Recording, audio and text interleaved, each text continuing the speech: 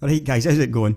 We're back in Star Citizen again. A new ship has just been released. It is the Musashi Industrial and Starflight Concern Endeavor. MISC is the name of the company, yeah? Endeavor is the name of the ship. And it says here, discover MISC's crown jewel, a modular science platform. So let's just do that.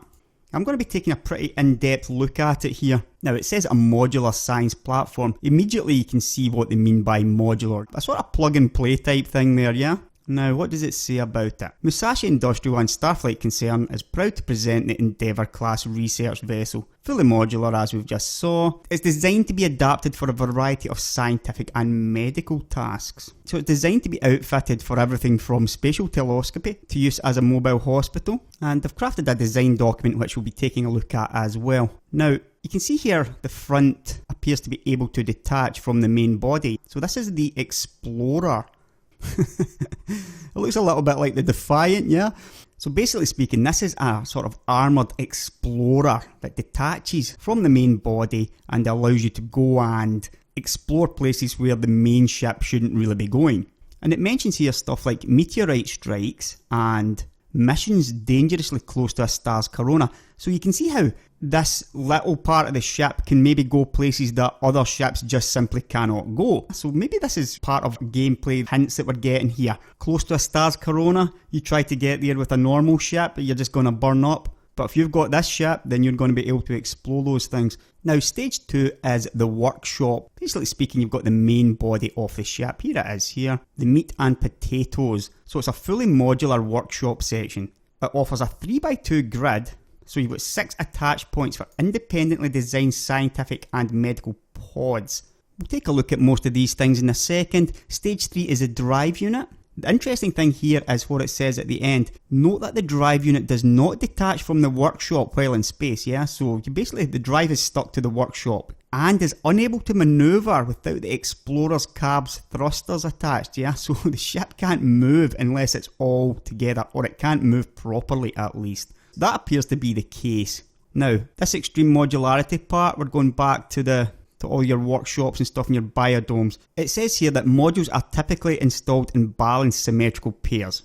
Makes sense to do that, yeah? So you're going to have a couple of pods, one at each side sort of thing, in most cases. Now, biodomes, it says here that the Endeavour's Biodome Pods were designed to support ongoing agricultural operations, adapting and growing foodstuffs which can then be sold for a profit. We'll have a look at that later on in the video. One that's really got my interest is the telescope array. So it says here, the optional telescope array turns the Endeavour into an extremely powerful mobile stellar observatory with an array of instrumentation that allows crews to gather data from the depths of space itself. So basically, you can collect standard nav studies data or jump point discovery as well, and then you can sell it on the open market.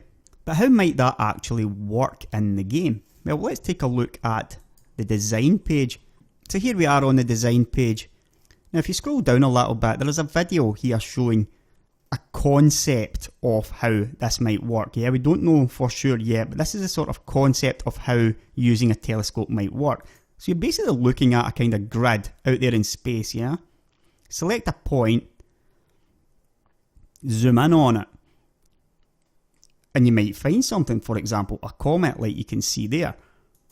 That's sort of a concept of how it might work while you're on the ship. Yeah? So if you've got somebody standing at the telescope, having a look out to see what they can find, this is how it might work. Scroll down again until you get to the Discovery module. Right, so the Discovery module is geared towards the aspiring astronomer. It contains a powerful 16-metre telescope mounted on a rotatable base that is capable of scanning the heavens in the infrared, visible and gamma spectra, right? As well as dual ejection ports for an array of long-range probes. It then goes on to mention wayward comets, asteroid fields rich in valuable ore, derelict ships worth a fortune to a salvager, and primordial black holes. So these are all things that you can expect to find if you're, having a look through the scope.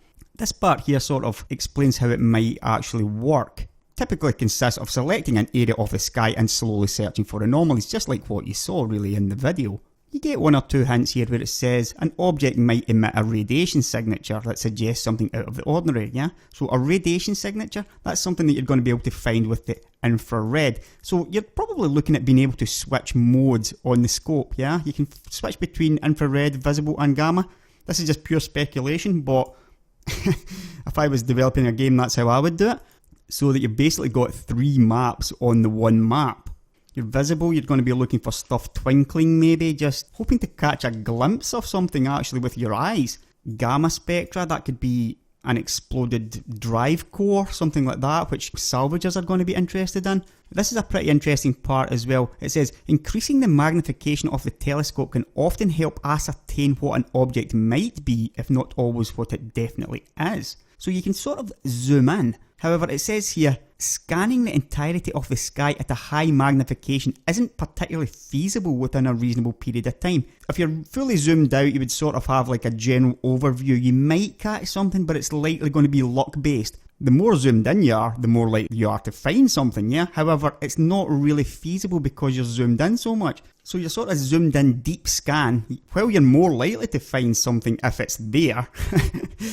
It would take an awful lot of time doing it that way. Pretty interesting way that they've thought about doing that. Makes complete sense, yeah? The probes that we mentioned at the top can also be sent out, just to make sure that that's exactly what it is. So that's what the probes are going to be for. And you can imagine that the probes will bring back data which you can then analyse maybe and sell. So that's how that's going to work, the whole discovery module thing. It's a bit like exploration, except a lot more depth to it. It's a kind of mix of exploration and science, yeah? You're the science officer on the Endeavour. Yeah, there's going to be an awful lot of people interested in this, I feel. Now, the next part is the Super Collider, a bit like the CERN thing. And it says, the most visually unique Endeavour module. Yeah, I know what they mean by that. I really like stuff like this, yeah? It just looks so cool on ships when you see that. I wonder if it rotates. Anyway, it's actually only one small piece of a more elaborate overclocking facility. So this large module includes a pair of white room workbench labs, ideal for tweaking and overclocking Starship components. Now, I'm not sure, does that mean only the ship's components itself, or can this overclock any components? It says here, enthusiasts and professionals seeking to push their weapons thrusters or other upgrades to the limit can do so with atomic precision thanks to the attached accelerator, blah blah blah. In other words, it's another way of making money, yeah? People will bring their ships to you and say, can you overclock my components as much as possible because you've got a super collider and this is one of the best ways of doing it. That's probably how this is going to work. You can sort of see that there's a lot of money in this ship as well, and in many ways kind of got a backbone feel to it, like the entire economy could be built on a ship like this. Now there's also multi-purpose pods. You've got the service equipment and crew pod. It's sort of like a repair module or additional crew. So maybe if you're out there exploring long range, yeah, you want some kind of repair or maybe some extra crew just in case. This could be your safe option.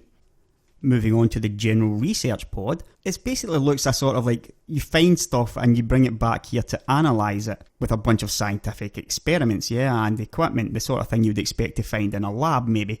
It talks about precision scanners, sample and specimen collections, etc, etc. So you could think about, you know, if you sent out your probes from your telescope, maybe they bring stuff back which you can then use or you can then analyse in the general research pod.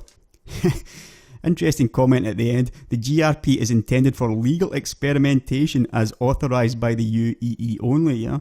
That sort of points to illegal experimentation as well, which could be pretty interesting. Next you've got the general science pod, which it says is the Endeavour's analytic module. This part will probably give you the results of what goes through here and stuff that you maybe scan using telescopes. It's a big computer, yeah, I think that's the best way to look at it. It features extensive systems for turning the raw information gathered by the GRP, that's the General Research Pod, and the telescope array into valuable data. So this would be your endpoint. The data that you can create from this is what you would then sell on the market. It's sort of like a money printing machine, this ship. You're very sort of vertically integrated, yeah, you can go out there, you can find the anomaly, you can go out, pick up the data, bring it back, analyse it, and then basically you've got it ready to sell. Completely self-contained money printing machine. Finally, you've got the fuel pods, and it says here that the fuel pod is typically used for Endeavour crews venturing further into the unknown.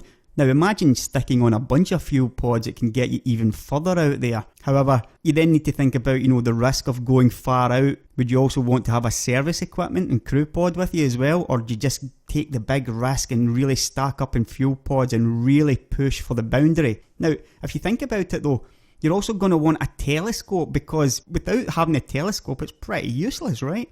You're going to be looking for jump points. This is the sort of ship that's going to find the jump point to the next system, or hidden jump points, yeah? But to get that, you're probably going to want the telescope as well. It's hard to imagine how you're going to find it without it like that. So there's some really interesting options there and choices that you might have to make. And the cool thing about it is CIG, the game's developers, they can make you make that decision and make it really hard for you to find that jump point, because it's going to be a big thing. When a jump point to a new system's found, that's going to be a big thing. And this is the ship that's going to let you do it. Now, it did mention at the start that it is, a medical ship as well, a sort of research hospital maybe, or just a out-and-out hospital. It talks about operating theatres, recovery rooms and more. You've got something like an operating theatre where you could imagine that if one of your crewmates picks up an injury during an away mission, you're the one that can fix them up so long as you've got this operating theatre here. We know there's limb damage in the game, so maybe somebody could end up losing a limb, but you could probably save that limb for them. If you're there and you've got this operating theatre, basically save your crewmate or some other guy. It could just be a random out there who desperately needs help, yeah? And comes to you and says, please fix me up for X amount of money. Again, it just sort of all ties into this whole thing being a complete money printing machine. Also got a landing bay. It's basically intended to support multiple Cutlass Red ambulances, which is a much smaller ship obviously. But it says here it also functions alongside standard science modules and can support the upkeep of any sufficiently small spacecraft. So again, very interesting. On the design page it tells you about the ID beacon, which sort of lets you find people who are out there who have been blown up or they've made a mistake. Yeah, the ID beacon's going to help you find people like that. Here it says, a player that had to eject from the smoking remains of their ship might enable their personal ID beacon and designate what they're willing to pay for their rescue. So you can then decide, is this guy worth going to rescue? If he's in a bad shape, then the medical module's going to come in handy as well. Make him pay for rescue, make him pay for body repairs as well, yeah. Seems a bit harsh, but hey, that's the way it is. It also says here that when a player dies, they have the option of respawning at any landing zone equipped with a hospital. However, if you're nearby in your Endeavour, yeah, and you've got the medical module, then they can also choose to spawn there. At a price, of course. Now, the one thing I didn't really talk about yet was the biodomes, and there is this organics module. And this is basically what it says about it. There's an awful lot to this. Now, I had no idea about this now, but it looks like a fully contained food growing sort of thing, yeah? What it says is, the organics module allows for various forms of plant life to be grown in a tightly controlled environment and harvested for profit. Now, you might think, why would you do that on a ship instead of doing it on the ground? Yeah, there must be some reason for it, yeah? Maybe you go out and you find different types of food out there, yeah? There could be mosses growing or something like that. Or maybe you find soil. It talks here about the basic requirements are soil, fertilizer, seeds and water. So these are all things that maybe you can find different types out there, so long as you're sending out your probes from your telescope or you're visiting asteroid fields. You could be finding stuff like this that could make you better plants. This is something that if you're interested in, you should definitely give it a read. I'm not really been one for the farmer life, yeah, but they've clearly spent a lot of time on this. It does say, yeah, the most profitable opportunities in this field will revolve around figuring out how to grow more exotic species that are notoriously difficult to reproduce. It could be anything, yeah. Maybe if you mix stuff nearby a black hole, that could do something different. There's so much scope here for making this really interesting gameplay. It says here, some species might respond favourably to being bathed in a star's corona. We already know from what it said about the little explorer that that's maybe not the smartest idea to take the ship that close, yeah? And it says here, that would tax the shielding of a ship to its limit. So it's not just about your seeds and your soil and stuff, it's also about your location as well. So yeah, definitely something well taken a look at. There's even going to be additional modules added in the future. The game is just massive. There's so many things that they can really do, yeah? Now, the thing about Star Citizen is, you want to buy this ship now, it's going to cost real money, and it's not cheap.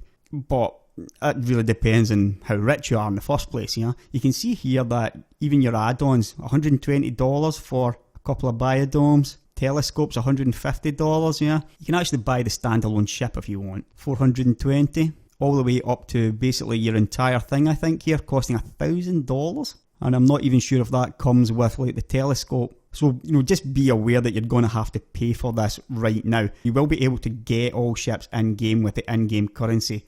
Obviously, something like this, it's going to be a very, very long time before you're going to be able to buy something like this with in-game currency, yeah. So it's very much one for those who don't mind dropping $1,000 plus on what is basically a few megabytes of data. That said, you're sort of going to be forming the backbone of many other players' experiences, yeah. They're going to come to you for the overclocking, that sort of thing. You're probably going to need an awful lot of crew though, and the upkeep costs, maybe not that easy. For somebody who has this kind of money, you're probably still going to need to play a lot in order to pay for your crew and that sort of thing. So just keep that in mind too.